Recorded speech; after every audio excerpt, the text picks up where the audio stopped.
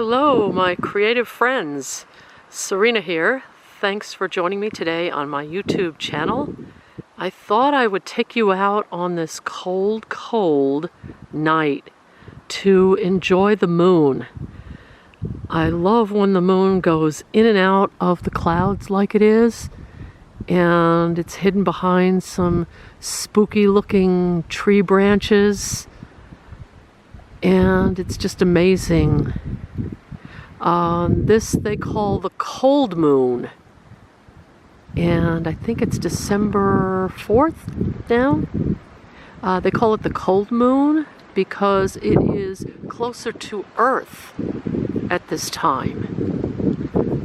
So now you can see it a little better as the lights around me went off. The lights we have around our property went off. It's awful cold, and I hope the wind is not too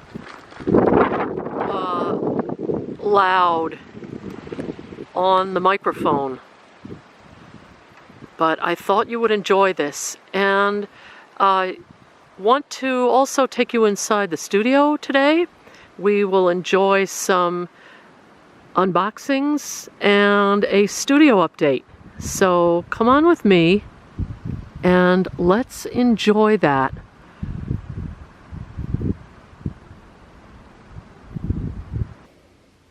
Okay, so let's take a look at what's inside the box. And I have a knife that you're supposed to use, not scissors, not dangerous scissors. They're usually not sharp. I cringe when people use their scissors because they're usually not sharp and they point them toward themselves. So don't do that. Okay. I am going to, oops, I don't know where the packing slip is, so I'm going to move this aside.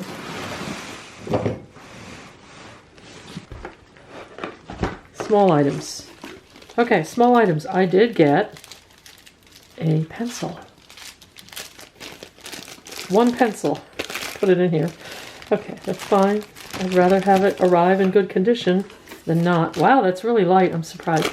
This is the Pitt Oil Base, and I hope this is focusing, Pitt Oil Base Faber-Castell Extra Soft Pencil. And let us take a look. Let's swatch it out here. This is, for the swatchings, I'm going to use my upside down Canson XL multimedia mixed media pad. Okay, so here is this. Let's see what it feels like. Oh, it's nice, and it is nice, and oh, that's nice and dark. Very nice and dark. Let's compare that to, and this is oil-based. This one is an ivory black Create-A-Color Mega Color pencil. It's kind of dull now, but that's dark too. It gives a wider line. This will be perfect for finer lines. This is quite a dark one. It's getting dull. I gotta sharpen it, but that's okay. So you can see the difference there. They're almost the same. They're almost the same darkness. This one actually, the Faber-Castell, is actually a little bit light. It's not light. They're really dark black. So they're fine for my purposes. This one is the extra soft one. So that's that. Put those aside. Now, some basic stuff. Let's see. I got some, I can take this out of here, some GAC. Of course, it's wrapped 20,000 times over, which, to get it to you in one piece, when you've got paper and mediums and paints and everything, I appreciate that. So this is the GAC 100. This is an acrylic primer. I got this specifically for wood panels. I have wooden panels that I bought a while back and I want to use them, but sometimes the gesso is not, I don't know if it's thick enough. It doesn't form a really good barrier in all cases. It depends on what resins are in the wood and what the wood has in it. So if you really want to have a good barrier between the wood and your painting, This is what I was told to get. So I got some. I got an 8-ounce bottle just to try it.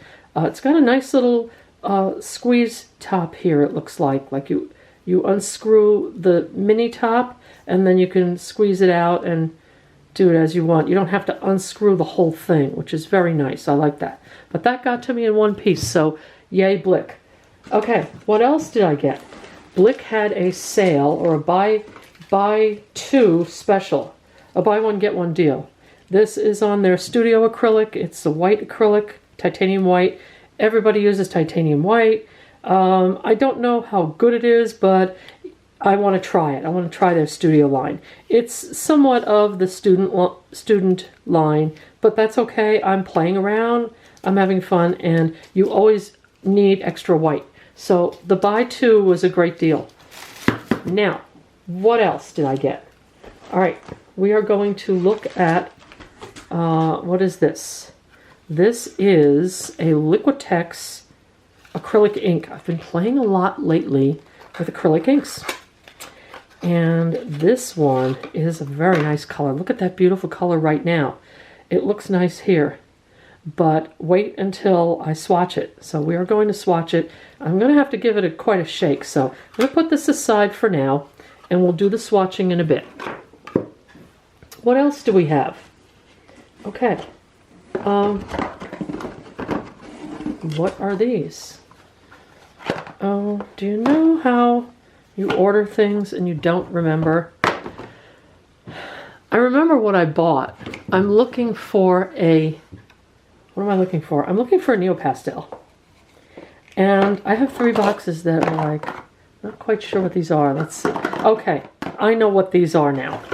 They had to put them in huge boxes because they didn't have smaller boxes. But let's see where these, how these open. It looks like right there. Okay, I think we got it. This is... Yes, all that for one thing. This is a Caran d'Ache Neopastel. It's got a little bit of a there. I guess when it was poured, it kind of had a little blip there. But these I've seen Orla Stevens using, and I had my sights on these back about a year or so ago. It was around Christmas time, Thanksgiving time, and I liked that they were supposedly not too sticky. I'm going to compare this with my Paul Rubens. I have a Paul Rubens white, and I just so happen to have it handy because I knew I was going to test this out. So let's take, again, my pad here. Now this is just, I happen to get these little stick-em notes, they're really thin, from, I don't know where, it's from Temu, I think. But let's take a look and see. Here's the Paul Rubens. Okay, I can feel it's sticky right now, versus this one, which is not quite as sticky. This one is, you know, has some good coverage on black. And here's the Caran d'Ache. More creamy. Oops, more creamy. The Paul Rubens is a little warmer. The Neopastel in white is a little bit more like a titanium. It doesn't have that warmness to it. Let's see. Well, I did this to compare them, but since I had this, we can see right on the black there the difference. So again, this is the Caran d'Ache, and this is the, I'm sorry, this is the Paul Rubens, and this is the Caran d'Ache. This is the Caran d'Ache. Okay, little story about this. I had my sights set on this last November. That would be November 2024. And I saw a set of 24. I had them in my inbox. I was going to get them. They were $75. I'm pricing these now at $200. And I'm not going near them. I think there's something going on either with Caran d'Ache or with the taxes that America has on foreign goods coming in. So I don't know which one it is or whether it's a little bit of both, but I refuse to pay a ridiculous price for that. Even though I like the way these go on, to be honest, they feel about the same as far as stickiness. When Orla Stevens used them, I kind of liked the way she was using them and the fact that she could use them in her sketchbook without everything getting gloppy and sticky. So that was what drew me to this brand. But now that I've tried it, I don't see a whole lot of difference between this and the Paul Rubens, to be honest, for my use.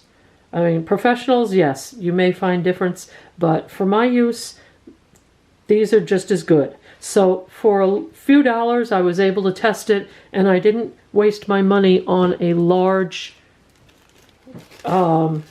set of them.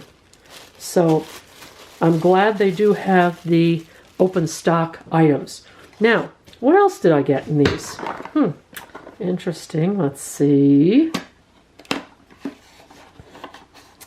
Oh. What's this? Oh, that's, yes, then what's that? I don't know what this is then. Okay, so let's see. This is the Daniel Smith fine watercolor, extra fine watercolors in opera pink. I wanted to get the opera pink. Their formulation, oh no! Look what happened. It like popped out of the cap. Oh, we're going to have to see what that's like. What's going on with that? I'm not opening that right now. Their formulation is PR 122. Some of these I've seen have PR 122 and a fluorescent color added. So there's that. I also got, I couldn't resist, and this brand, Michael Harding, I've never tried it before. The green gold is PY 129. It only came in 15 mil in Michael Harding, but they seem to have the best looking swatches that I saw online. Unfortunately, I do not have an art store where I can test these, or any kind of art group that I belong to that you can like kind of swap, or have a day where you can bring in extra supplies or bring supplies for people to test and you can test theirs. I don't have anything like that. That's a great idea though if you haven't a group like that. But we'll swatch these in a bit, because the whole fun of opening boxes is to see what's in there. Now, what is in this? I have no idea. Oh yes, I know what this is. Okay, this is the Lyra Graphite. I believe this is a water-soluble. I think it is.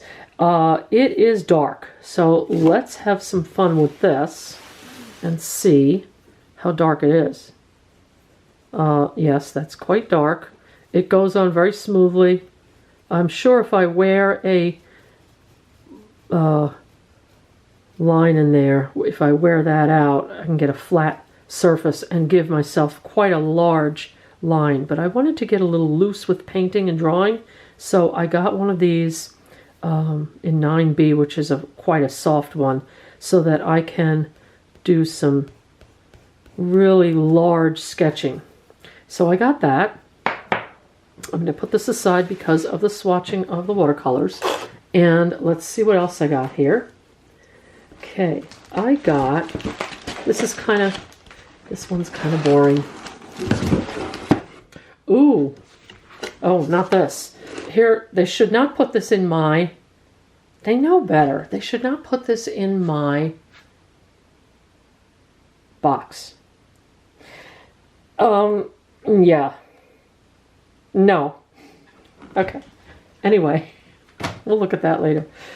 All right, so here's another thing I got. This is a replacement. I've never tried their tracing paper. The thickness, 25 pound, is about the same as other papers.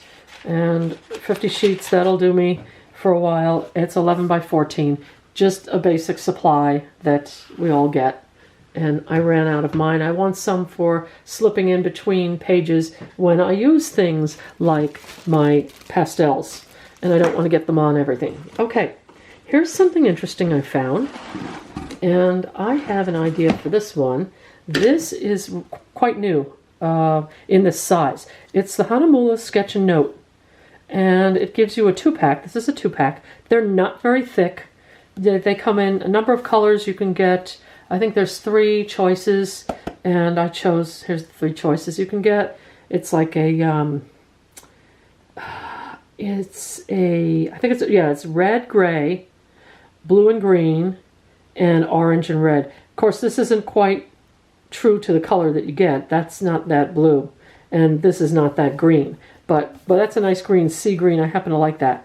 But this is a nice little sketch size, and I actually got it for journal. It's going to be a monthly journal that I will fill out like a goal journal. And I have some stencils that I'm going to use to create little boxes. So in other words, like, to review last month, what went well? What should I keep doing? These types of things. What are my goals for the next month? And just general life goals and art goals and all kinds of different things that I want to put in here. But I wanted to get this for that. There are, how many sheets are in here? 40, okay, 40 pages. So there's 20 sheets in each. They're not very thick at all. There's 2 of them in there. They're not very thick, but a nice idea for a journal, for not a motivational journal, but almost like a tracker to keep me on track on my goals. So that's what I got that for. And I have a couple more items. Look at these. What are these? Oh my goodness. Do you feel sorry for the person that had to pack these? I do. Okay, so what did we get here? This is like really ridiculous, but it got them to us in one fell swoop. I can imagine what they were thinking when they packed it, and I don't blame them, and I'm glad for it, because you're thinking about this big, heavy, clunky thing moving around in the box, this heavy, clunky thing moving around in the box, and you know what the transport services have to do to keep on their time schedule. They're going, moving, boom, boom, boom. They're not too gentle with these packages. So I'm glad Blick took the time to get these going. The only bad thing, keep these protected, I mean. The only bad thing is now I've got this, and there's limited use that I have for repackaging and shipping, but I am going to try to reuse these, so I don't want them going in the landfill for nothing. What I got was a Delorani. This is a very popular color. It's antelope brown. It's one of the first ones I saw that I wanted to get that I didn't get yet, so I got that. And this, you can guess, is a similar item. See if I can get that open. Sorry.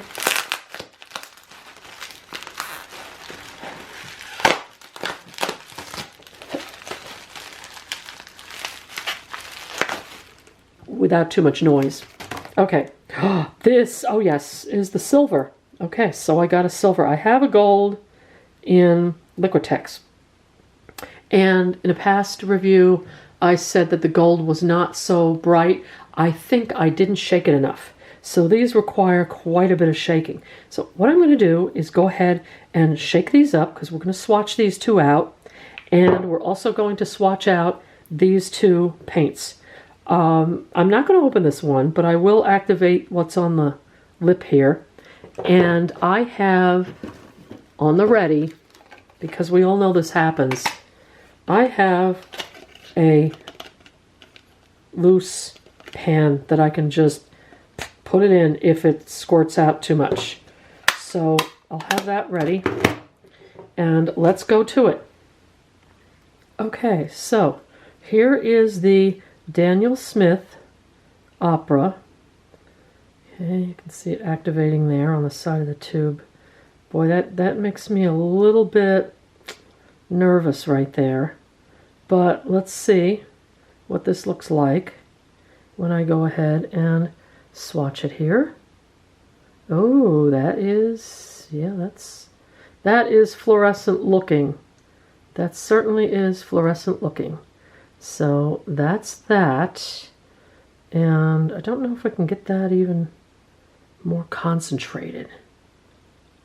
Sorry about the sunlight coming in. It's that funny angle. That's about as concentrated as I'm going to get it on there. But that's a nice color for all those fun little things that you want to do. All right, now here's the fun part. Let me go ahead and rinse that off. I'm just using a, this is a Nick Pro number 7 round. Okay, let's check. Michael Harding. Okay, please don't squeeze out. Please do not. Good, okay. So, let us see if I can grab some of this. I think that should be enough. More than enough. Very, very concentrated. Of course, this is not watercolor paper, but that's very concentrated. Look at that nice color. Isn't this great? Look at that. Isn't this going to be beautiful for landscapes? Florals. Very useful color. I can see why a lot of people use this. Onmar Wind. I don't know if she uses that one, but Onmar Wind uses green gold, and a couple other artists have like fallen in love with it. I can see exactly why. All right, so those are the watercolors that I got, and let's take a look at these. I have some testing spots for these. You have to shake these up pretty well, and I don't know if you can see. Do I have that? I don't know if you can see the bubbles on the bottom. Might be too hot. Yeah, I can see you see the bubbles on the bottom there. So I'm sure that I've got that pretty well mixed in there. Now all I'm going to do is put a little blob on there. Just a little blob. You don't need a lot with these. And I've wet my brush. This is a different brush. I'm not using the same brush. I don't know what brush this is, but I'm just going to wet it a little and pull this down. Oh, that's too much water. I want to get some of the, no, I want to get some of the color. But look at that. You can see bits, again, this is not watercolor paper. You can see bits of green and bits of brown in there. It's like a greenish brown. Oh, what a nice, look at that color. That's a beautiful color. I like that one too. I like all these natural colors. It's like a, not quite a moss color, but, and it's granulating, but I don't know if that's granulating because of this paper. I mean, it does have a texture to it, or is it granulating because the color granulates? We don't know. Okay, here's the same with this. You can see the, or I can see it moving around in there. So I know I've got this mixed. This again is the Daler Rowney Silver acrylic ink, and I'm going to put that on there. That's quite a big blob of it. But I've gotten to use a lot of these lately, and this might have a little of the brown of the antelope in it, but that's okay. We want to see how shiny this winds up being. It's not really to see a gradation where it tapers off, but because it's a metallic, but just to see that. Now I don't know if it's going to capture the shininess. I hope I am. There, I can see it in the camera. I can't see it on the page, oddly. Maybe it has to dry.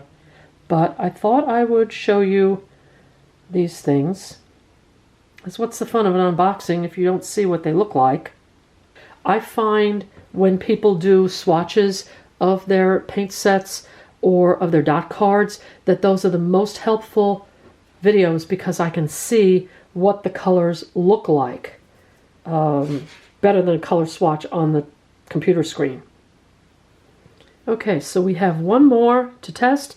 This is the Liquitex transparent burnt sienna.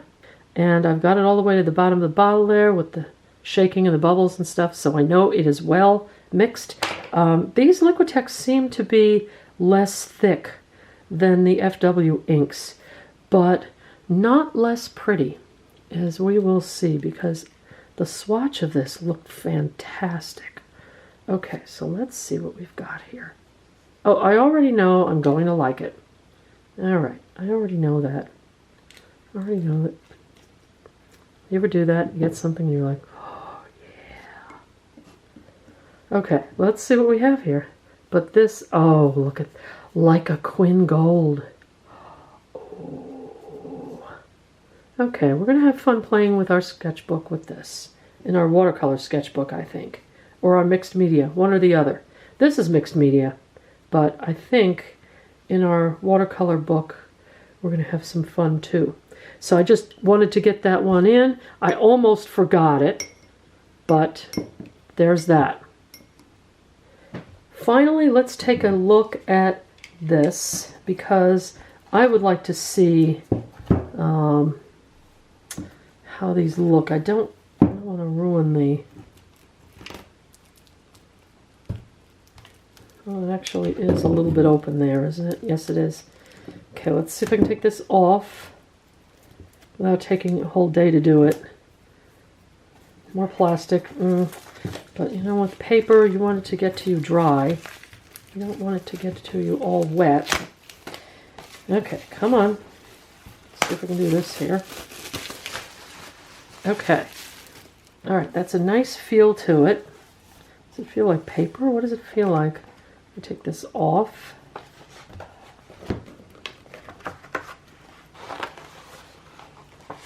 Slide those out. You can tell I'm one of these people who unwraps birthday gifts like so neatly. Some people just like tear into them. I unwrap them so neatly that I can reuse the paper again. I do for collages if I have a nice paper. But here's the handle. Okay, that's the back, because you see the little turkey, or I mean rooster, turkey. All right. Oh, it's got a little bit of a texture. You can see that in the sun. Fortunately, there's sun out now. That's got a little bit of a texture. Almost, yeah, it is like a, I have a Canson sketchbook that's like this. The thickness is, what did I say the thickness was? 57 pounds. So it's not, which, let me help our European people, 125 GSM. Okay, so it's not very thick. I'm hoping that a marker like a micron pen doesn't go through it, doesn't bleed through it. But this is like the perfect size. I'm sure if I play with it a little bit, I can get it to lay flat, which is what I would want. This is nice for my purpose.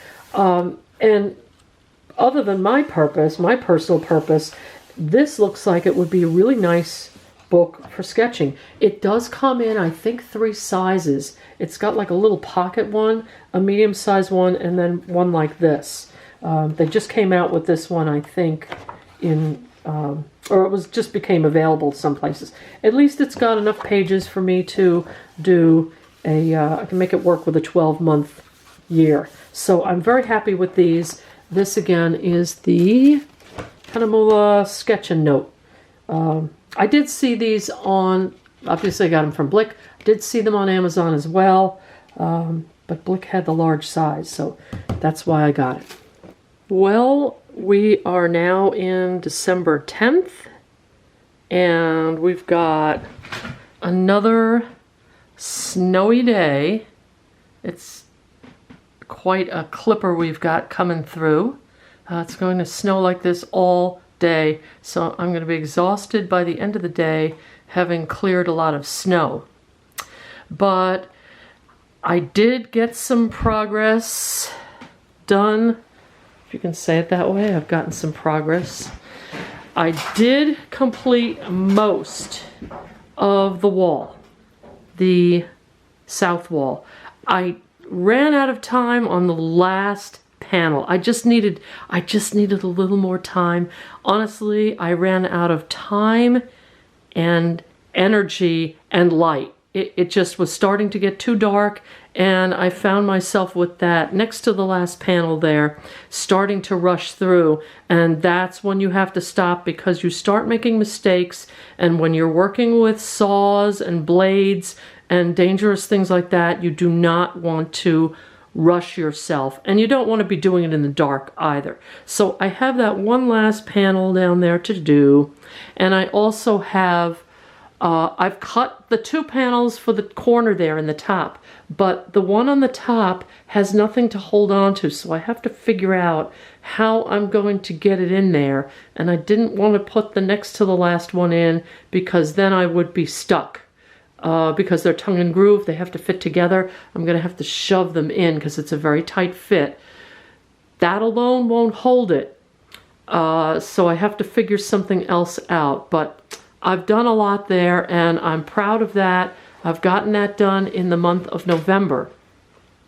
And the point I wanted to make earlier when I said that nobody told me how to put this together, how to do the tongue and groove, till I looked on YouTube and saw these guys putting it together with a, basically an air, 1, 2, 3, they're done with a panel. I had to come up with an alternative. I had to figure it out myself. And that's one of the things that you can apply to art. Because if you're not told what to do, how to use a material, you have to figure it out yourself. And sometimes that's a good thing.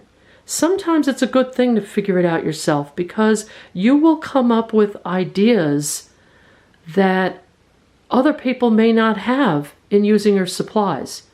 For example, here I have on the table here, I've got some Caran d'Ache. This was a set that was given to me more than 20 years ago, before the craze of Neocolor 2s took off in the mixed media world. But nobody told me how to use them. I knew they were water soluble, and I knew you could use them as crayons. I didn't want to use them as crayons because I didn't like the marks it left with the paper I was using. It would leave crayon marks no matter how much I brushed it. So what I did was I took a metal enamel palette, really, a butcher's tray, and I took the crayon and I would rub it on the butcher's tray to get a bunch of color on it. And then I would take my brush, of course pretend this is a brush, it's a screwdriver. I'd take my brush, dip it in water, and take that, wet it down, and then carry the water over and paint on my surface. So I solved the problem of having the crayon marks left on my surface, but I could still use the beautiful colors that it came with. So doing something unconventional, doing something without knowing how to use it, and playing with your supplies is very important, because that's when you discover all these other ways to use things. You know, it's no crime to watch YouTube videos or demonstrations and so forth, or go to classes and have people show you how to use a material. There's nothing wrong with that. In some cases, you have to learn how to use a particular material, but in other cases, it's such a joy and fun and a delight to discover these serendipitous ways to use things that other people may not have come up with. So I thought I would bring that up because that was part of my point in my earlier conversation and detail on the tongue and groove paneling that I'm putting up, and how I have to do it in a very tedious manner. I solved the problem, and I can't use that tool, the pneumatic tool, but at least I figured out how to do it a different way. Now, I wanted to give you an update also on my planner, and I've gotten a little bit done. So I've gotten the first page here. Yes, it would have been so much easier if I could do this on the computer, but I worked with what I had, and this is what I came up with. So I've gotten some some stencils, and I've drawn out the lines here. This is going to be my annual goals, everything I want to do this year, or I'd like to do. Then I have my monthly goals, and I've broken that down into each month here. So if I need to plant certain seeds, and I know I have to start them in March, I'll put them down here for those particular seeds. So that's that spread. And then I went on to having quarterly review pages, and I did box out the shapes. I don't know if you can see that in pencil. I'm going to go along with a fine liner and then erase the pencil lines later. But I have prompts for each of these sections to elaborate on for the first quarter review, and then for the second quarter review the same prompts, and so on. So I have all my reviews up front, and then I went on to setting up each month. Each month is going to be a 2-page spread. It will be a focus for the month on what I need to do, what I want to get accomplished, and then at the end of the month, about a couple days before the end of the month, I'll do a review on how did it go, what's still left to do, I need to carry anything over, and so forth. And this also will have prompts and sections that will guide me in that. And this is going on through all of the months, and then toward the end I will have a yearly review similar to my quarterly reviews here. I'll have a yearly review, and then I have a page for notes also for 2027. So if I'm thinking toward October, November, oh, I want to do this next year, or I look at the garden and I say, gee, I should have planted more of those and less of these, I can put that in the notes for the next year, so that when I start this again for 2027, I will have notes to review and be able to carry those intentions over and not forget them. But I thought you would like to see what happened with this so far. I have a couple weeks left, and I haven't been working on this much, but I'll go back to it because obviously we're at the end of the year and I want to get it done so that I can use it for January. Well, I hope you enjoyed this unboxing and swatching session here.